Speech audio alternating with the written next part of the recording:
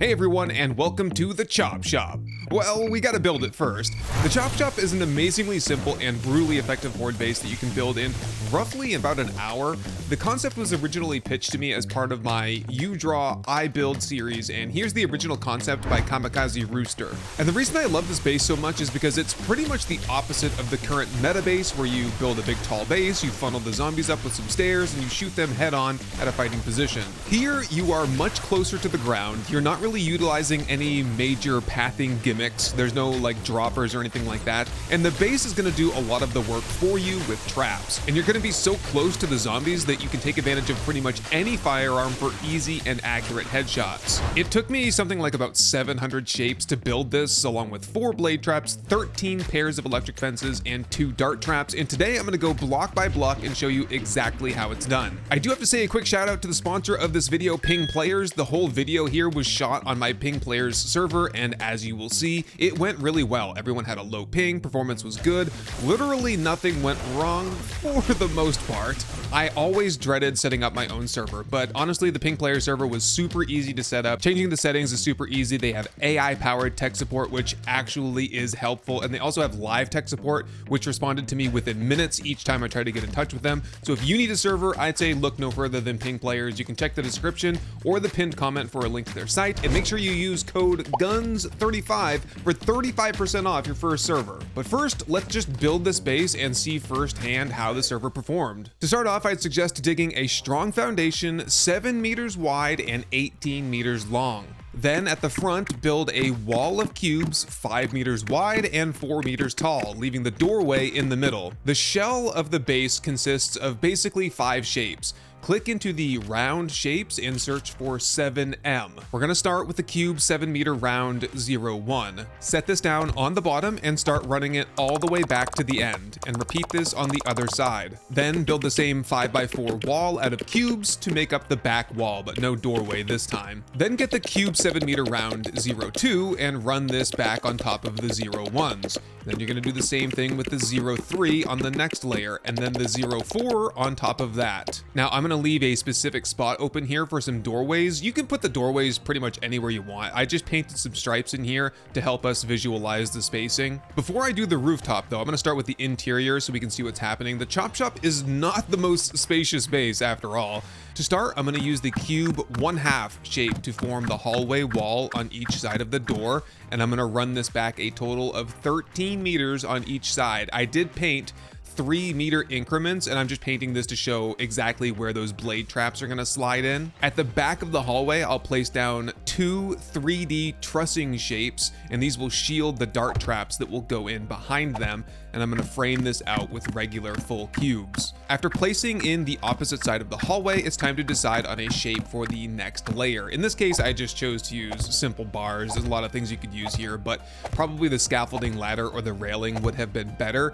You just need to make sure that the central hallway is open, because you're gonna be putting the blade traps in here later. The reason I said that scaffolding ladders and railings might work better here is it just has to do with the wiring, because you can't use a wire tool through the bars, and it kind of made the wiring process a bit more challenging later on, but it's fine, it works. But on top of the bars, or whatever you choose to use, you're gonna wanna use the wedge 60 incline shape, sloping inward, and you're gonna run that along both sides. I've gone ahead and marked the middle of each section again that we painted before, just to mark exactly where that blade trap is going to be. Blade traps in this orientation, the vertical orientation, are a little bit off-centered, so I alternated what side they were on to make sure that like the whole hallway gets good coverage. Another strength of this base is the ability to repair everything on the fly. To ensure that I have access to the hallways down below, I'm gonna put a scaffolding ladder as a floor piece in each spot where the blade trap is, and I'll fill in the rest of the floor with simple plates. This is gonna ensure that I'm able to see what's going on below, and I'm close enough to repair the floor, the walls, the traps, anything that's on the first level. And since the remaining construction takes place up here, I'm gonna set up a simple staircase now. You will need to have a staircase or a ladder that goes to the top in order for the zombies to path properly. You're gonna start the staircase right next to where the wall is that guards the dart traps, and just wrap it around to the top level. And to shore things up, you'll need a couple more plates, you'll need a few cubes here at the top,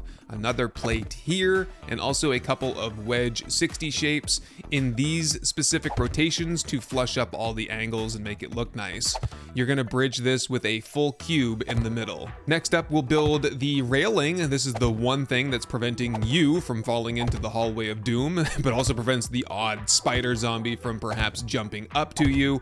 I'm gonna go with the baluster rail here. I think I just like the look of it the best, but you know, it could be a number of various shapes like bars or railings. I would recommend against the scaffolding ladder here, because the scaffolding ladder is a ladder and you stick to ladders, so you don't want to get stuck or cling to the ladder at an inopportune moment during Horde night. I put a simple pole in each corner and topped them with a pole corner pyramid, just basically for the look of it. And I put a proper catwalk railing next to the stairs. And with that, you're ready to start on the rooftop. Now, as you'll recall, we were working with the cube 7-meter round 0, 1, 2, 3, and 4 shapes before.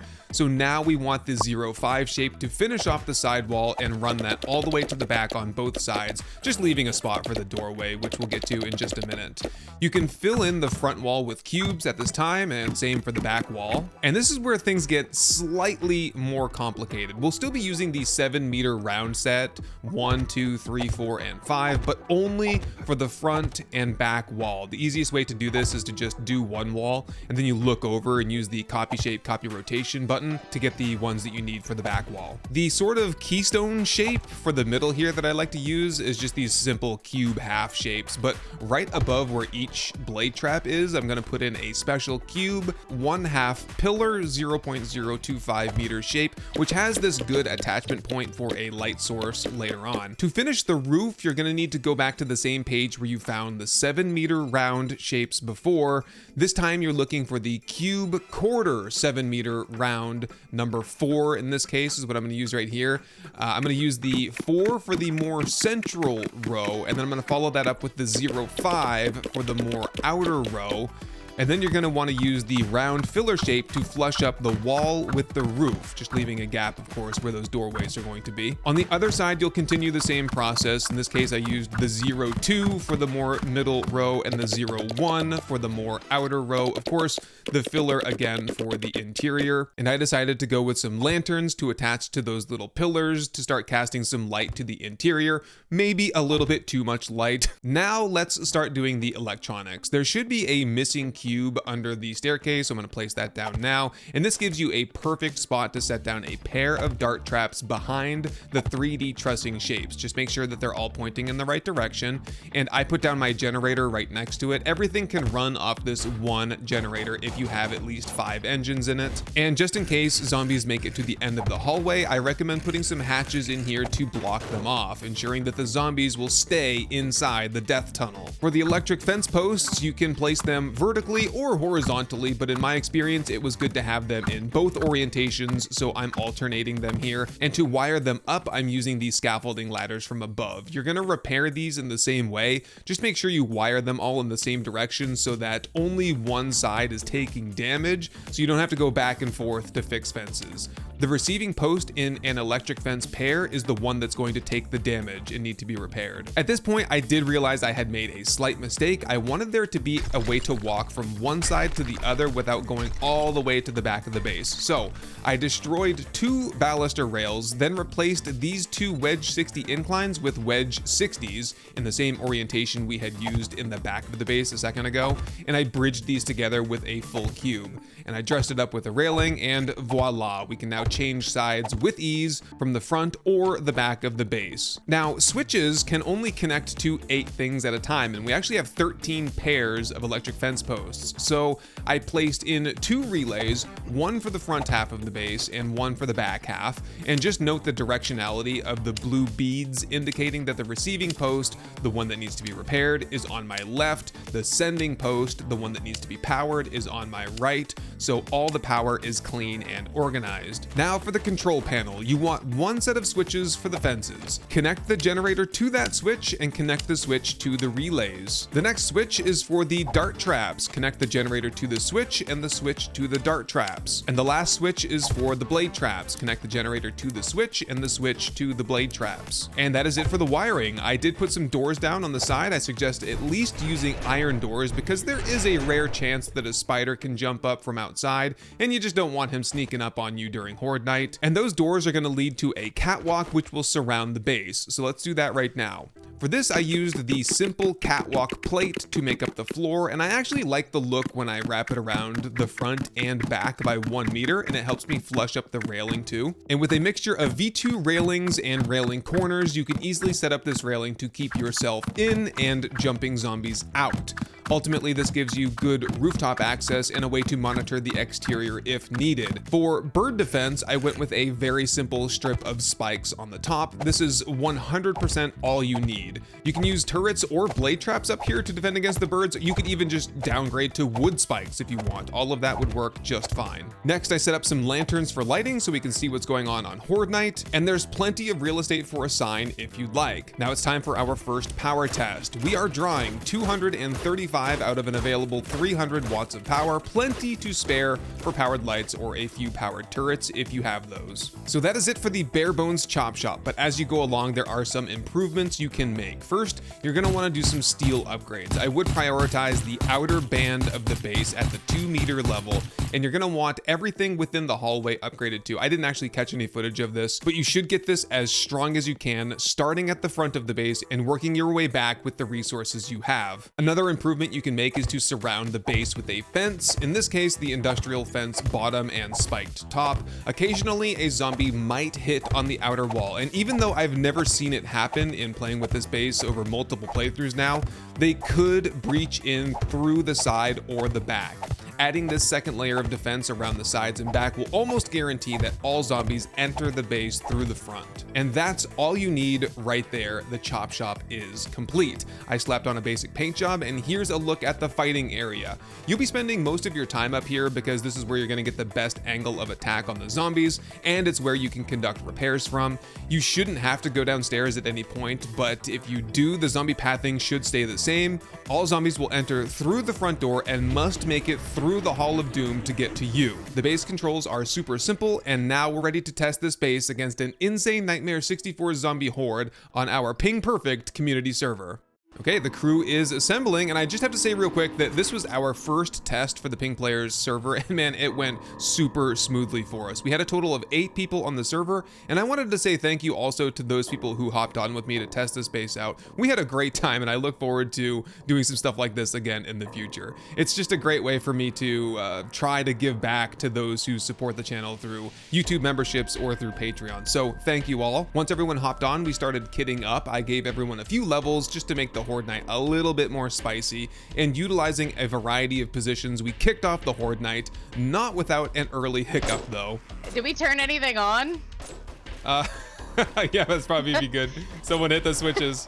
So with the base now on, we can see how it works and how it performs against the new charged blue zombies, which have resistance to electric fences. And this is the position I like the best right here, just aiming down that gap between the railing and the wedge 60 inclines for close range headshots. And this gap is also plenty large enough to throw pipe bombs or grenades down. But as you can see, you can play around with positioning to find the spot that works best for the weapons that you use. And if you play with friends, there's plenty of room outside as well. Periodically, you need to check on the electronics though and keep them repaired. You should be able to reach everything with ease from the platforms above. One of the biggest problems we see on this base is the overabundance of loot bags blocking the darts. And let me tell you that is a good problem to have. You can experiment with different wall and floor designs to keep the bags out of the way, but you don't have to. You could also try using some sort of beveled or ramp shape for the front door area to help funnel the zombies in better, but again, it's not necessary. For fun, we turned off electronics just to see how bad things would get if we lost power, and predictably, things got kind of messy. Oh boy, they're piling up down there. Oh, yep, they broke through. Oh. Someone turn the switches back on. I'm gonna die. Oops. Yep. I got the blades back on. There you go. Probably worth noting, there is a glitch in 7 Days to Die right now where the sky doesn't look red during Horde night for some of the people in multiplayer. It's not a server thing, it's definitely just a fun pimp thing. This is pretty smooth considering how many players we have. Is it pretty good for you guys too, or just me? Yeah. That's not bad. I've had zero problems. It's been buttery smooth the whole time. No rubber banding or anything like that. Everybody is. No, that's been great. I haven't No, noticed. I haven't had any.